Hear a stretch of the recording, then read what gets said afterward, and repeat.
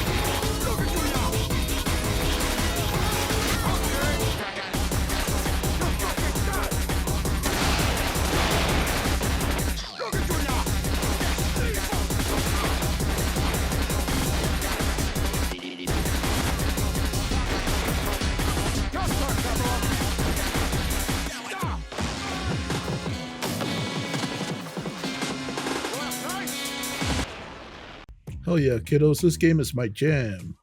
This beautiful beaut debuted on the PS2. Made in 2006 by Radical Entertainment, the same lovely folks behind The Simpsons Hit and Run and the Prototype series. Who knows? I'll probably talk about those classics down the line later. I hear the symphony of sharpening pitchforks now. Cook likes movie games? Boo! Get him out of here! Throw rocks at him! And to that I say, I love rock soup, so give me all the rocks you want, please. But this is different. This is a time in gaming when people gave a shit about what they made. Movie games included. Games like Constantine, Van Helsing, Spider-Man 2, those games are good. In this house, movie tie-in games would be good if developers gave a shit. End of subject. And Scarface embodies that. So sit back and relax, grab some Colombian nose clams as we dive into Scarface.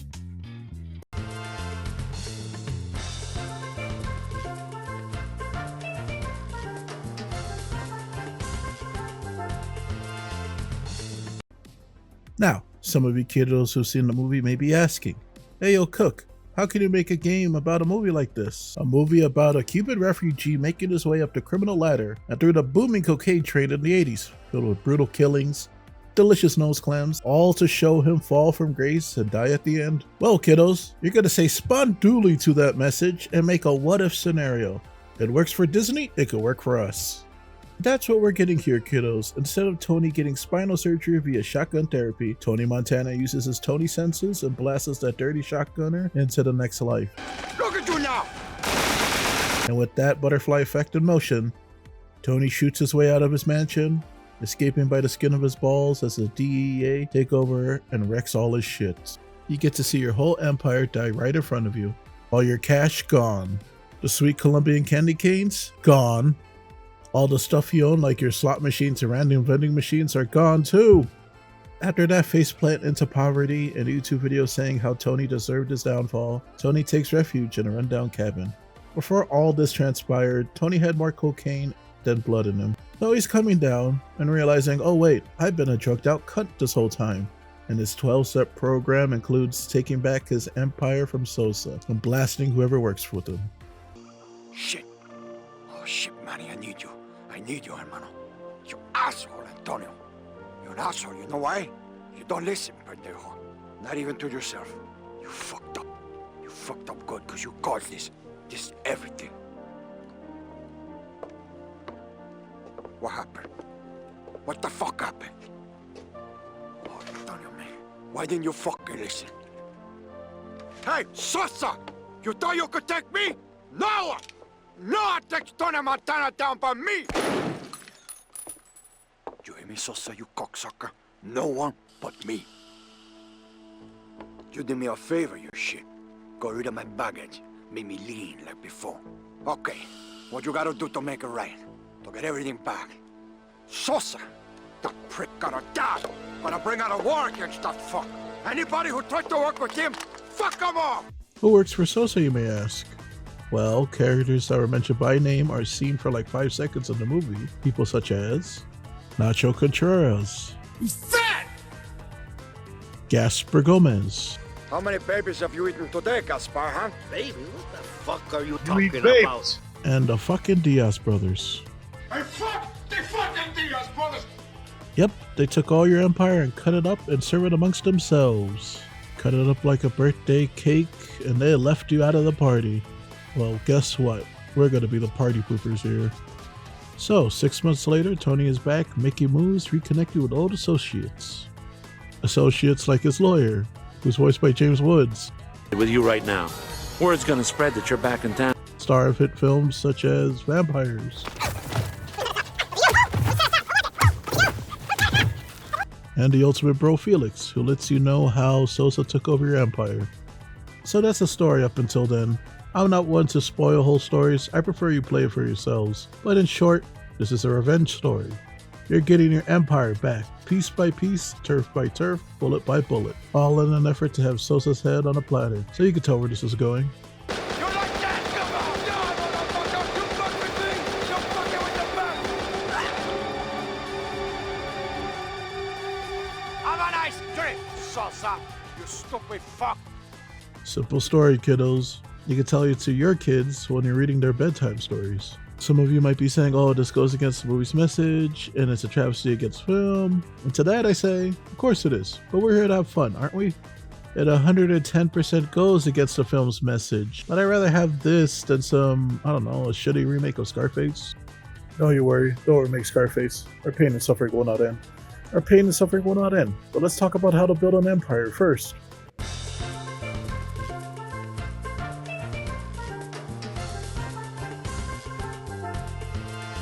Scarface is your standard GTA affair. You got the shooting, the driving, and doing odd jobs for people. Scarface is unique though, kiddos. We do get some unique features to toy around with not seen in GTA, such as this game's economy system. Consider this the new Super Mario 2 of crime games. Money is everything, scoring hundreds of millions of dollars to buy vending machines for your mansion like a true baller.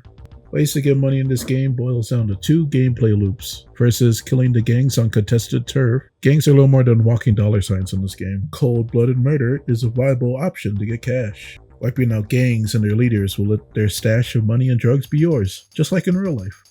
But the true way to get money in this game is by selling drugs. Yes, you can get quick and easy cash by selling your candy canes to your local Keebler elf at any time. After doing the drug selling minigame, you get around 10 G's, which is not bad. I mean, it's easy cash, better than no cash. But you can't sell nickels and dimes your whole life. You gotta expand. Beyond that Andrew Tate grind, you feel me? Expansion is the name of the game, kiddos. You gotta take over former turf and buy businesses. Businesses so you could sell your drugs to the masses. The citizens of Miami really need that Bolivian powder, kiddos. I mean, it's the 80s. Phones weren't invented yet. Look at this phone. Yeah, you're not watching cookie shorts on that phone. So those favors you do for people equal you selling big loads of sugar, which equals big money. Doing favors for the owners opens you to buy their businesses from them and use it as a drug smuggling front. You do favors such as killing a worthless husband, Jesus. protecting a VIP in a club, or beating someone in the most hilarious way possible. You'll be fucking sorry, motherfucker!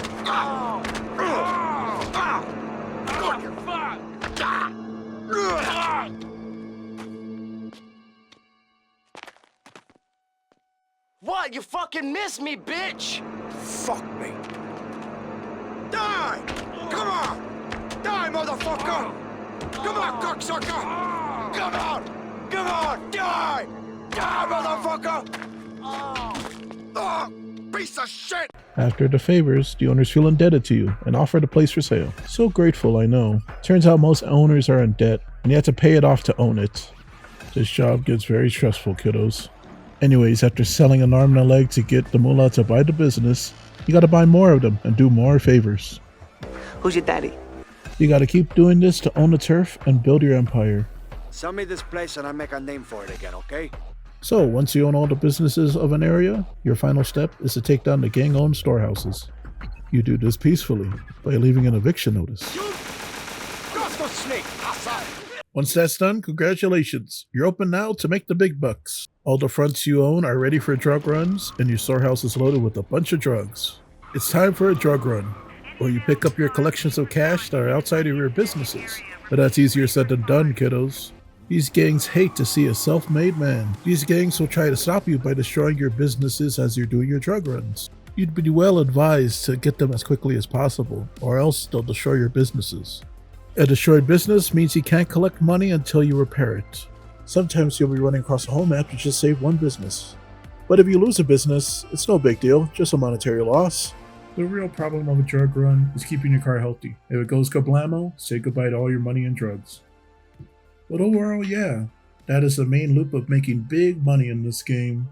It's the key step to building your empire. So to summarize, the gameplay loop is as follows. Step 1, take over the new area. Step 2, favor for owners. Step 3, buy their business. Step 4, take over the storehouse. Step 5, buy drugs, sell drugs. Kill, kill, kill. Drive, drive, drive, and profit. A repetitive but satisfying loop. That is serotonin on my lizard brain. But drugs don't grow on trees, so you gotta do more favors for your friends. And doing these favors will get you in talks with big drug dealers. These big deals get you major kilos, which means major money for you. Then you're back to selling more drugs. You know what, Barry, now that I think about it, do you think it's morally right to tell people how to sell drugs? Winners do drugs. Well, kiddos, there is repercussions for the evil we do in this game. Oh dear God, it's the consequences of my actions.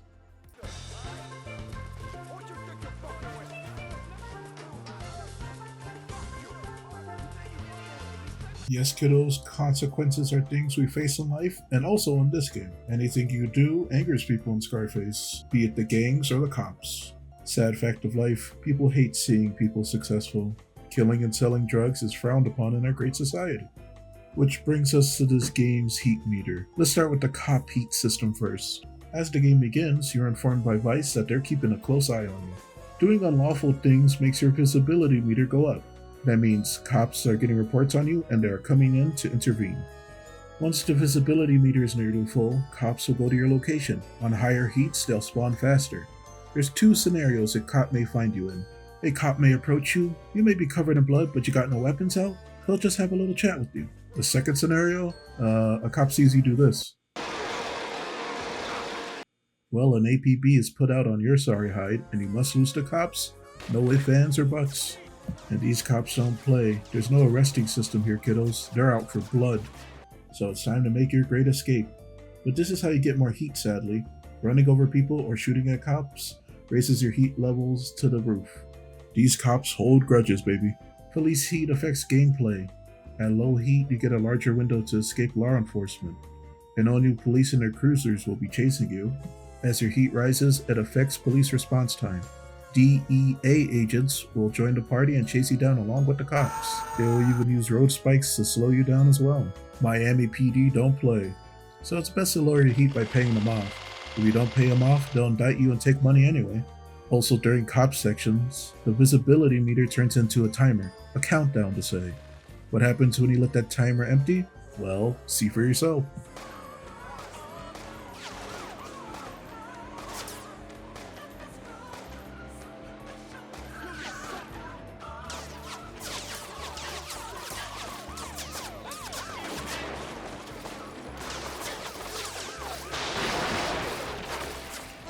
Go fuck yourself. App description. You are fucked. That's pretty much what you are. These cops won't stop till you're dead. They'll send choppers and SWAT teams to exterminate you. So play nice with the cops, please. It's good for your health. Now on to gang heat. Mostly the same deal with cops. Difference is, gangs basically hate that you exist. Selling drugs, they hate that. Killing drug dealers, they hate that. Killing gang members, they hate that as well. Gang members are a little more proactive than the cops, however. Minor things you'll notice at low gang heats is gangs will not attack you on sight on low heat, but on high heat, it's shoot to kill. At high heats, gangs will destroy your businesses and send hit squads after you, and these hit squads don't play, kiddos. You can pay off your gang heat, but man is it expensive. These gangs think they're entitled to a piece of your earnings, those bastards. My advice to you? Keep messing with them until the gang heat lowers down to a more reasonable price. Just keep kicking that hornet's nest, kiddos. But yeah, those are the trials and tribulations of being a drug baron. It's hard work, kiddos. But enough about consequences. It's time to taste the fruits of our labor. Before diving into spending, here's a jump scare. Taxes.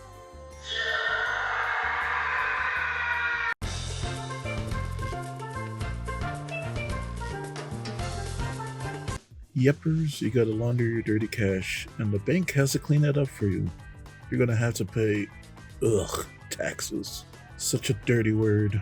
I can't stand it. Some of the more noble of you will say, I ain't gonna pay taxes. I hate the government. Well, number one, you and I are friends. But sadly, paying taxes in this game is a necessary evil. Why, you may ask? Well, anytime you die in this game, you lose all your dirty money. So there's that. Life is pain! Let me tell you, it fucking bites when you lose millions of dollars because you didn't reach the bank in time. This game is very unforgiving on that front. All that money and drugs you collected are gone and scattered to the winds. You gotta do the tax dance at the bank, folks. You gotta. Looks good to me. No problem. Let me just change that for you. The IRS got Al Capone, they could get you too, so pay taxes. After those harsh truths, you find out that this game's main focus is money. To progress in game, you need to build your rep, and building your rep requires you to purchase exotics. Gotta have the treasure for that. Speaking of exotics, you have lots to buy. You got cars and boats to buy. You could also buy mansion upgrades that change the overall look of your mansion. But for a true symbol of excess, look no further than the unique collectibles. You buy lots of wacky stuff, like Genghis Khan's armor, a space capsule from the Apollo expedition, and the Liberty Bell for some reason. Tony really does enjoy a life of excess. That's the 80s for you. But all these purchases are necessary to raise your reputation, so you gotta keep buying stuff, kiddos. Other things you could buy is investments. Think of these as upgrades for Tony. You could buy things like more music for your Walkman, buy an upgrade that makes cops more tolerant of your crimes, or just unlocking all of Tony's suits from the movies. Side note, the white and red suit with the aviators is superior. I don't care what anyone says. But yeah, those are investments for you. We're talking about everything else but gameplay. Let's rectify that. Let's get this out of the way first. Yes, you could call this a GTA clone. I mean, a game with cars and shooting means GTA clone. Don't you know? Ha ha ha ha ha. Lumping aside, Scarface adds more to the formula, adding its own spin to things. For starters, the shooting. The shooting in this game is really good. Way better than the GTA games. Sorry, I had to say how it is. This game has a superior lock-on system that gives you control of where to shoot. It appeals to my sadistic nature of where you want to shoot. Maybe the guy you're shooting doesn't need his left kidney, or his testicles, or his head. Yes, I am a monster. This game emphasizes a running and gunning style of combat, moving and shooting, and you're gonna have to because health is precious in this game. Speaking of health, to regain health, you have a few options, such as finding medkits, blood banks, or if you're really desperate, take a tinkle behind the dumpsters. But the main way you're getting health in this game is through the rage system.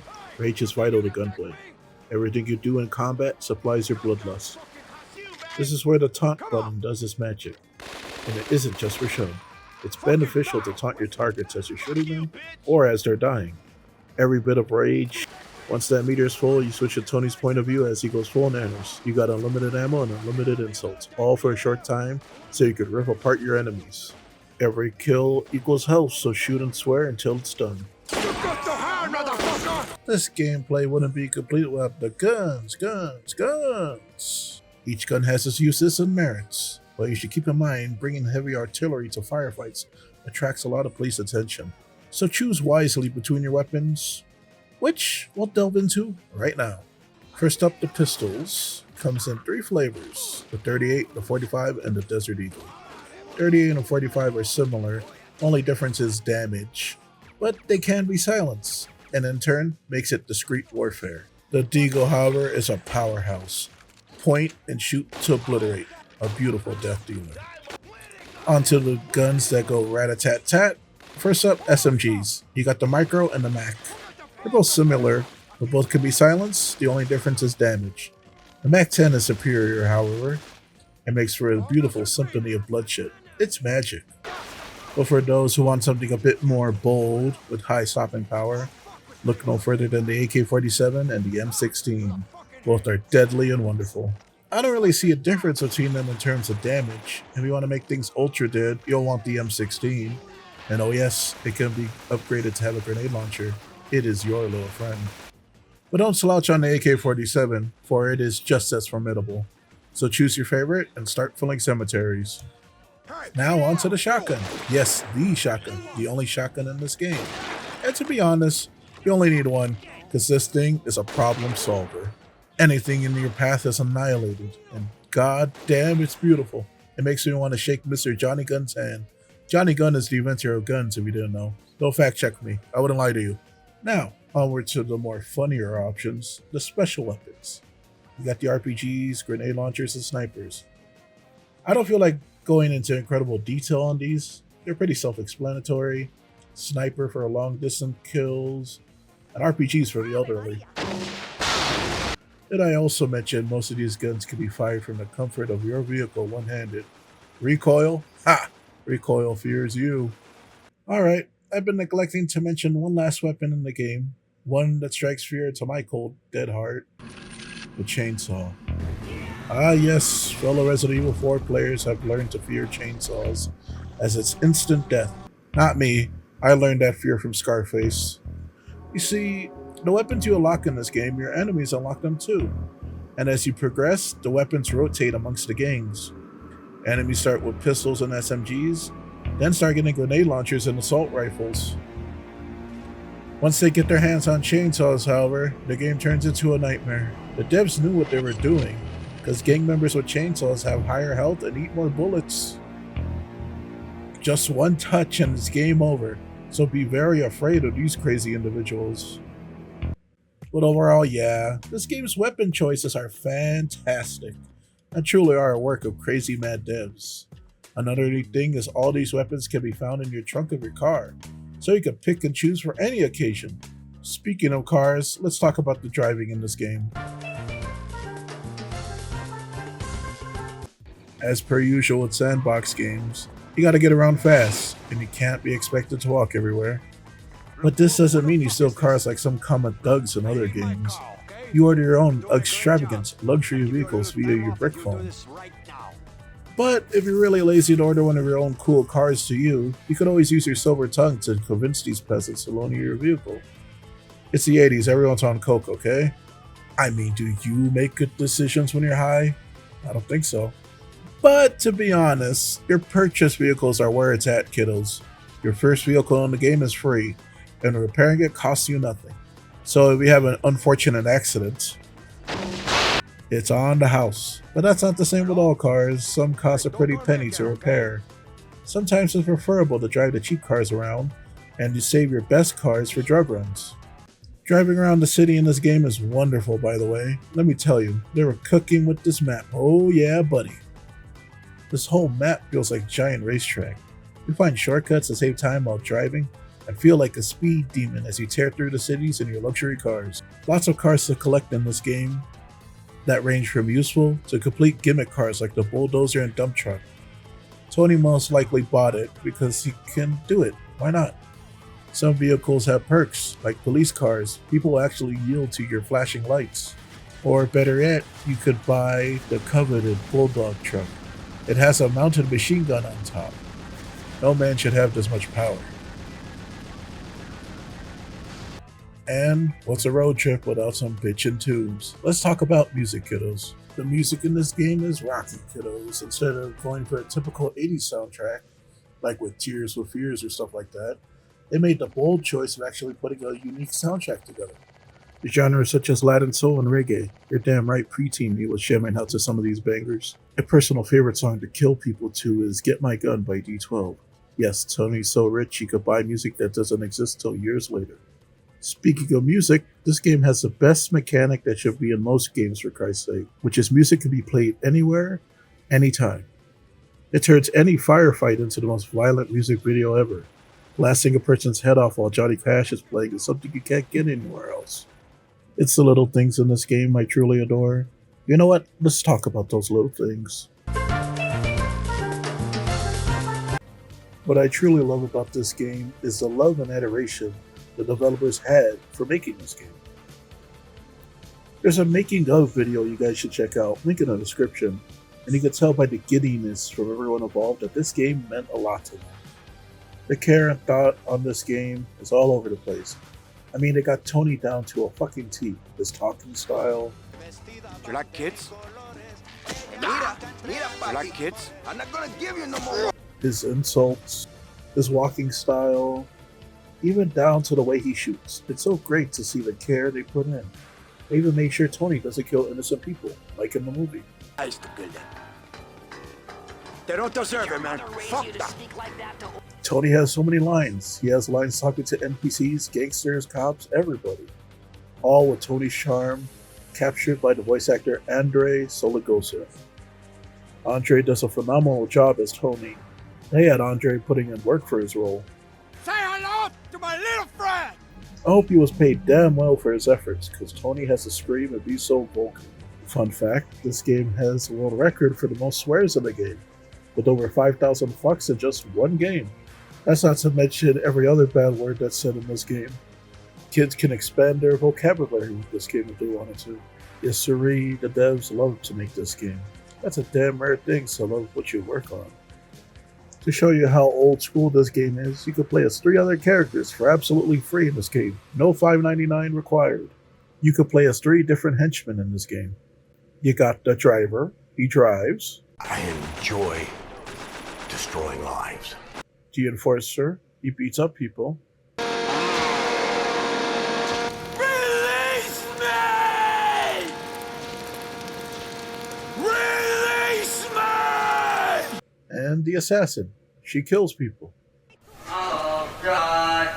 The henchmen provide you jobs that you could do for Tony. Any money and drugs you get, Tony gets as well. The driver jobs have you getting cars and bringing them back to chop shops for quick, easy cash. Pretty good for quick cash, but the driver is pretty much useless. The enforcer, however, punches and kills people, but this removes gang heat and sometimes cop heat. The assassin is pretty much the same. These 2 are useful for removing heat for free, so make sure to use them, kiddos. So suck it, GTA 5. Scarface had the multiple protagonists first. Ha ha ha. Another neat little touch that's exclusive to the PS2 is Tony's suit being bloody after he takes damage. His face will be drenched in blood as well. Really, really neat detail. There's a lot of little neat touches in this game, like Tony's dance, how you can dance in the club, and he dances utterly bizarrely. I'd be up in the club getting bitches with these moves. Watch out, baby. Another thing Scarface beat GTA to the punch was aliens. Yes, there's a sunken UFO in the Caribbean waters. So, suck it again, GTA. Oh, kiddos, it's time to wrap up. I could go on for hours. Let's wind down by seeing where this game is in the modern day.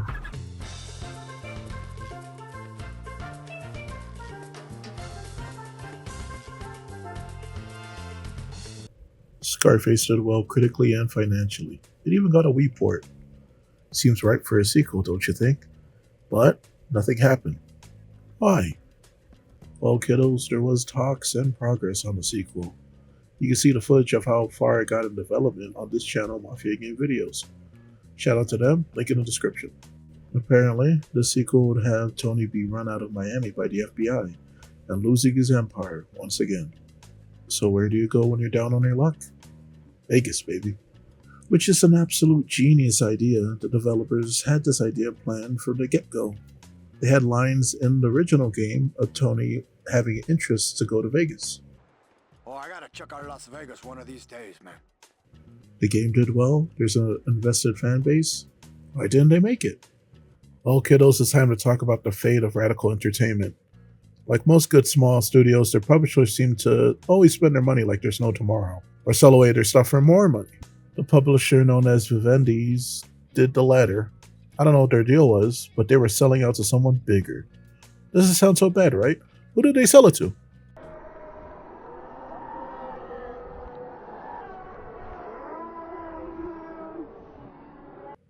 Oh, for fuck's sake. Yep, you could tell what's going to happen from here. Yeah, Vivendi got bought, and in turn, Radical Entertainment got bought. And their dreams of making a sequel was promptly crushed. Activision didn't see enough dollar signs for their liking, so they moved on to making the prototype games and some Crash Bandicoot games. And for all their hard work, they received layoffs and their studio was reduced to ashes. Vivendi joined the glob known as Activision Blizzard, and Radical is more or less gone, and my dreams of a sequel died with Radical. Sigh. It's a sad case, kiddos, but a case I'm all too familiar with. I'm pretty sure you guys had a favorite game that their studio died as well. I'm not gonna let this end on a sour note. If only somebody could save me.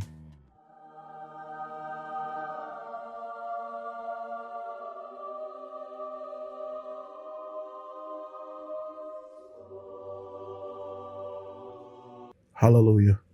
Yes, thanks to the Neonix modding team, we got the Scarface Remastered project. Basically an overhaul of the Scarface game for a modern era. With enhanced visuals and sounds, this mod is amazing, kiddos. I'm glad there's still people out there who remember this game. It makes me happy, you know? And as for you watching this video, I suggest you go play the game for yourself. It's worth your time. Well, kiddos, that's enough from me. I want to thank you all for watching, and I ask you to play the game for yourself. That's all I ask. I'm Captain Cook, and sayonara.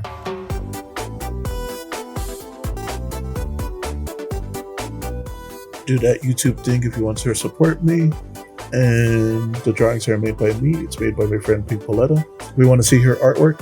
Link in the description. And that's it for me. I'll see you around next time.